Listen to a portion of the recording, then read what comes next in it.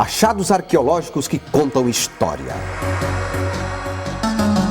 e ajudam a entender melhor hábitos e culturas de povos que viveram há milhares de anos. O programa de hoje convida você a conhecer o patrimônio arqueológico encontrado às margens da BR-101, em Cabeçudas, no município de Laguna, no sul de Santa Catarina. Sítios arqueológicos são locais onde há vestígios de atividades humanas ocorridas em tempos remotos. Pinturas, utensílios, edificações, túmulos, instrumentos de caça e pesca ou outras evidências de hábitos e costumes de um passado histórico. Por tudo isso, esses tesouros são considerados patrimônio cultural. E no Brasil, eles são protegidos por leis. Toda obra de infraestrutura, seja de grande ou pequena magnitude, deve levar em conta a existência de sítios arqueológicos. E o local, antes de sofrer os impactos provocados pela obra, deve passar por um processo de pesquisa arqueológica. Tem uma legislação específica a respeito de movimentos de terraplanagem no Brasil, quando se faz as rodovias, as ferrovias, enfim, toda essa infraestrutura de transporte, e que necessariamente tem que ter um laudo técnico a respeito da movimentação dos espaços por onde vai passar esta infraestrutura. Então, qualquer obra, grande obra de infraestrutura ou pequena, ela tem que ter uma regulamentação, ela tem que ter um estudo mínimo de impacto, tanto ambiental quanto sociocultural, né, na comunidade em que ela vai ser inserida, em que ela vai ser implantada. Nesse nosso cenário, no Sul, nós temos aqui uma riqueza histórica fantástica que são os sambaquis. A Unisul já há algum tempo desenvolve um trabalho de pesquisa na linha arqueológica, e essa linha arqueológica transfere as informações técnicas, os laudos técnicos que darão a devida condição legal para que o DENIT, Ministério do Transporte, possa ter como consequência a construção da sua infraestrutura.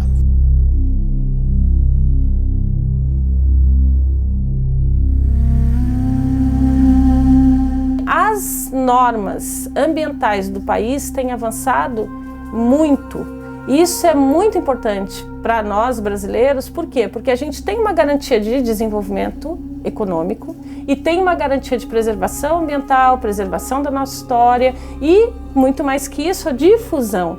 Essas obras possibilitam o conhecimento da população, possibilitam que a população se aproprie da sua história, se aproprie do seu meio ambiente. Então isso é interessante e é importantíssimo. Importantíssima foi a descoberta realizada pela Unisul nas obras de duplicação da BR-101 em Santa Catarina. Foi aqui, na cabeceira da nova ponte que está sendo construída, a Ponte Anita Garibaldi, em Cabeçudas, no município de Laguna, próximo do pilar de sustentação, que foram encontrados 23 esqueletos, fruto do trabalho liderado pela professora Deise, da Unisul.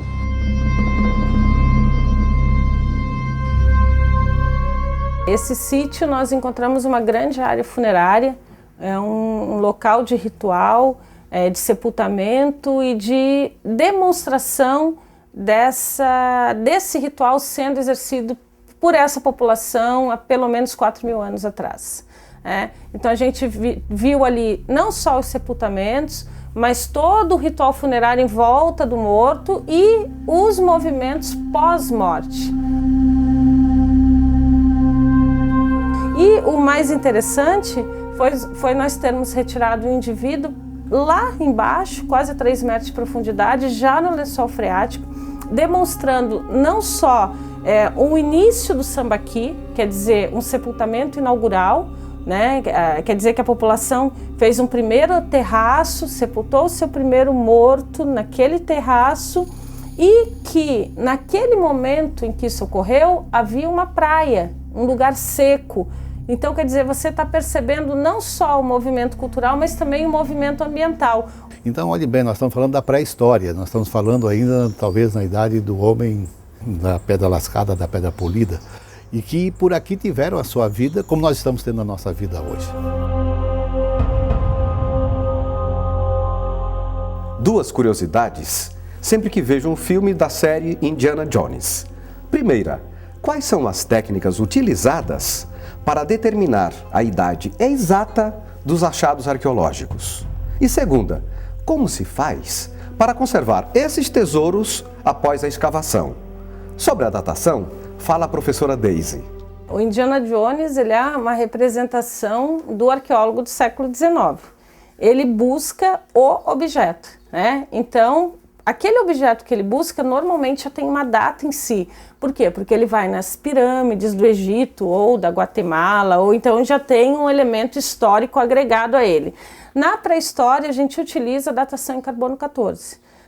A datação em carbono 14 ela vai mostrar o número de partículas de carbono que existe no carvão, no osso, normalmente agregado a material orgânico, e a partir dali ele vai dizer quantos anos tem.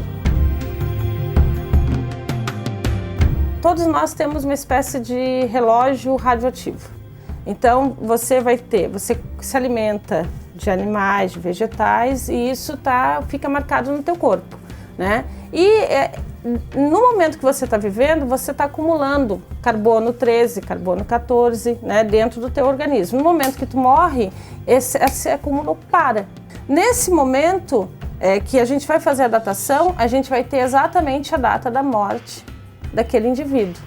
A mesma coisa, outro tipo de datação que a gente usa, por exemplo, para datar sedimentos de sítios arqueológicos, é a luminescência oticamente estimulada, que é a LOI. O que a gente busca? A gente busca no sedimento que não pega luz num tubo grande, a gente bate esse tubo, pega o sedimento lá dentro e manda para o laboratório vai identificar o último momento em que esse material recebeu luz. Então, a LOI é um tipo de datação, carbono 14, então, trabalha com esse relógio radioativo que para no momento em que aquele indivíduo ou aquela matéria orgânica morre, né? E a gente data a partir daí. E sobre as técnicas de conservação, fala a professora Matilde. Ou seja, fundamentalmente el proceso de conservación no es una cosa que se possa decir que es muy complexa, no, mas ela tem muitos cuidados. Nós temos que, antes de retirar esos objetos, saber cuáles son los objetos, qué tipo de material estamos trabalhando, porque si es madera, si es metal, si es pedra, eles têm una forma de ser preservados diferente. Entonces, inmediatamente se hace esa metodología, ya se puede pensar en retirarlos y dar condiciones de retirarlos dentro de su hábitat original, o sea, yo no puedo retirar una pedra o una madera de un lugar con agua salgada y dejarlo secar, porque esa agua me va a crear, al salir esa agua me va a crear una salinización que va a hacer con que estos materiales se deterioren. Posteriormente, eu levo eles para el laboratorio, faço una desalinización de esos materiales, que es un proceso muy lento, mas es relativamente fácil, até que eu adquiera llamemos así, un equilibrio entre el ambiente en el que les van a estar. También hacemos una metodología de limpieza y conservación, entonces dependiendo del material hay diferentes tipos de limpieza, limpiezas mecánicas, limpiezas químicas, y después se hace todo un trabajo de conservación.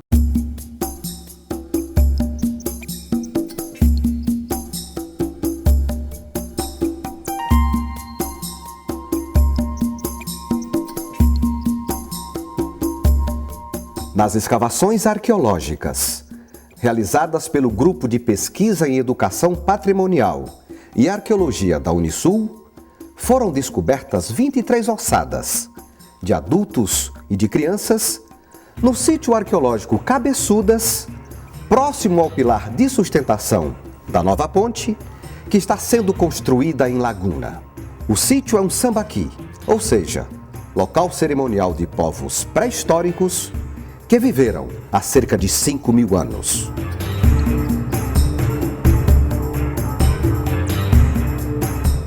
Nós temos mais de 100 sambaquis em volta da lagoa, né, do Complexo Lagunar Sul de Santa Catarina.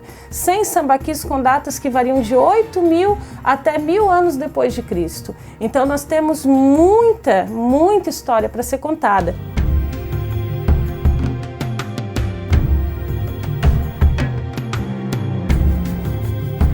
Nós temos um pedacinho de cerâmica, nós temos um artefato em pedra, nós temos um esqueleto, né? E em volta disso tudo, nós temos todas as ações humanas que construíram, que produziram essa cultura material. Por isso a preocupação de se preservar os sítios, né? Não é só ir lá pegar uma peça, não é só pegar um ossinho, pegar uma pedrinha, mas compreender todo o entorno, analisar, pensar, refletir sobre esse movimento. Um exemplo, o sambaqui que nós escavamos agora. Ele é um monte de concha, de baixo a cima você tem várias camadas de conchas. Cada camada daquela representa um momento da história daquela população, representa um movimento social, representa um movimento ritual em respeito aos ancestrais que estão ali enterrados, representa um movimento de unidade social quando a população se reúne em volta de um elemento ancestral, mas ao mesmo tempo se socializa e constrói todo um ambiente de unidade. As aldeias se juntavam para aquele momento, né? Como nós hoje no Dia dos Mortos, né? Quantas pessoas saem de casa no dia 2 de novembro para rever os amigos que vão ao cemitério? É um movimento social. Então, esse material, toda a divulgação que está sendo feita sobre ele, auxilia nesse trabalho de entrar em contato com a comunidade e mostrar para eles o que a gente está fazendo. Ou seja, é tirar o conhecimento que é exclusivamente acadêmico e levar para fora da academia. Eu acho que é importante frisar 3 aspectos da pesquisa arqueológica que são fundamentais. O primeiro é o campo, e a pesquisa em campo propriamente dita, toda a preocupação acadêmica ao retirar o material.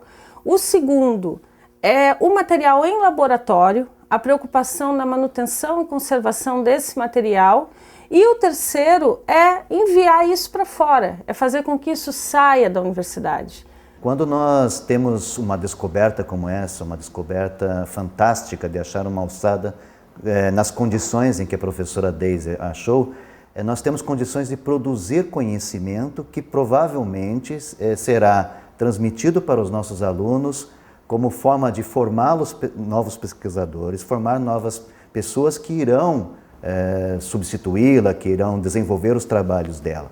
E essa função é a função primeira de um programa de pós-graduação em qualquer universidade. Há uma importância peculiar para o próprio pesquisador. Ou seja, uma pesquisa desse porte, ele carrega um simbolismo, uma importância acadêmica muito relevante para a vida do pesquisador. E uma segunda importância nós podemos classificar em termos institucionais. Isso apresenta uma relevância muito forte para a instituição, porque essa pesquisa ela conta com a colaboração de pesquisadores, de estudantes, e essa experiência ela chega também ao ensino, ela chega às salas de aula, ou seja, é a pesquisa qualificando também a educação de uma instituição. E ela possui, numa terceira dimensão, uma importância social muito grande. Conhecendo melhor o nosso passado, o povo que conviveu na nossa região, nós vamos ter muito mais consciência sobre as questões relevantes para o nosso presente e para o nosso futuro. O que nós queremos é que as ossadas, os achados arqueológicos, esse patrimônio que a professora Daisy consegue resgatar dos sambaquis, promovam para o indivíduo uma interpretação. Quer dizer, esse indivíduo vai olhar esses achados e vai fazer a sua interpretação de como era a vida do homem pré-histórico, como é que era a ocupação territorial. E aí ele vai perceber que há um processo de linguagem acontecendo ali, um processo de interpretação. Eu acho que essa é a grande contribuição que a arqueologia, de uma forma geral, mas a Daisy aqui, a professora Daisy no nosso programa, tem a dar para a comunidade tubaronense e para a comunidade do sul do estado de Santa Catarina. quando uma instituição consegue fazer transparecer a pesquisa nas suas ações, nas suas atitudes, nas suas estruturas, nas suas pessoas, é natural que surjam projetos importantes como este e que colocam a Unisul num patamar já elevado de pesquisa no contexto estadual e nacional, mas nós ainda queremos, Raimundo, avançar nessa proposta de implementação da pesquisa em nossa Unisul.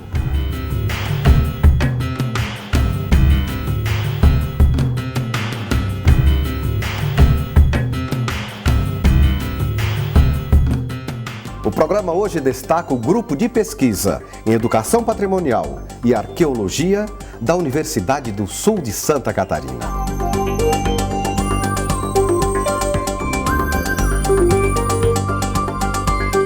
O GRUPEP, que é o Grupo de Pesquisa em Educação Patrimonial e Arqueologia da Unisul, iniciou em 1999, com um grupo de alunos do curso de Pedagogia, do curso de História, onde numa salinha pequenininha a gente começou a desenvolver algumas pesquisas acadêmicas e pesquisas bibliográficas e tal. No momento que a universidade começou a investir pesado na pesquisa, começou a valorizar os trabalhos de pesquisa, o GRUPEP também foi crescendo, tendo sempre o apoio da Pró-Reitoria, atualmente um apoio muito forte da GTEC, demonstrando então que a pesquisa de fato faz parte dessa trajetória da universidade.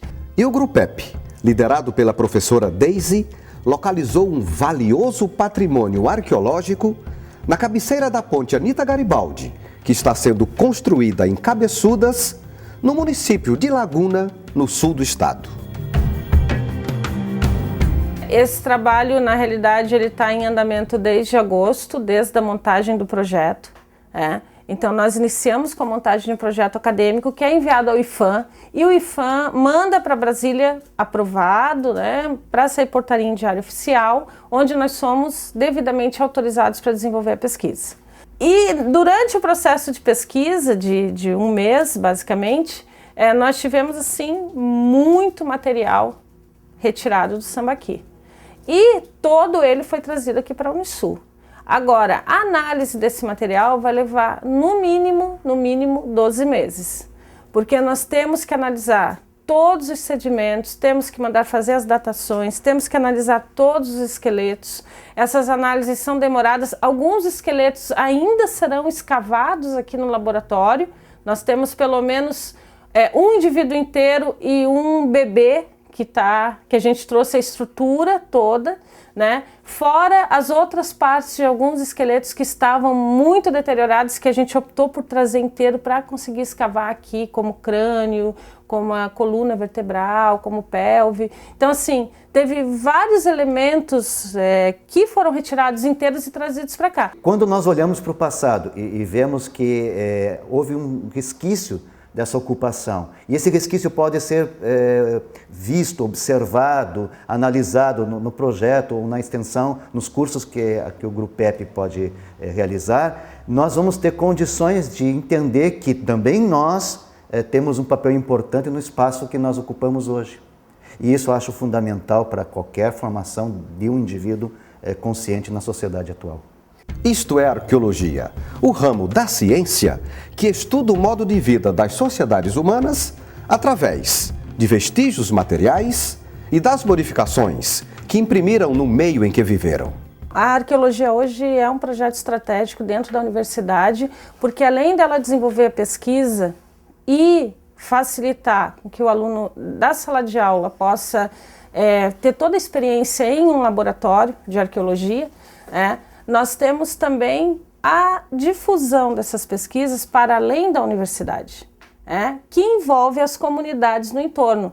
Então hoje, por exemplo, a Unisul está inserida na região da Amurel, que envolve 17 municípios, e todos esses municípios recebem, conhecem as pesquisas que nós produzimos aqui no GRUPEP. Então a pesquisa é feita aqui dentro do GRUPEP, mas a extensão é feita nas escolas, nas secretarias de educação desses municípios. Então todo o movimento é nesse sentido.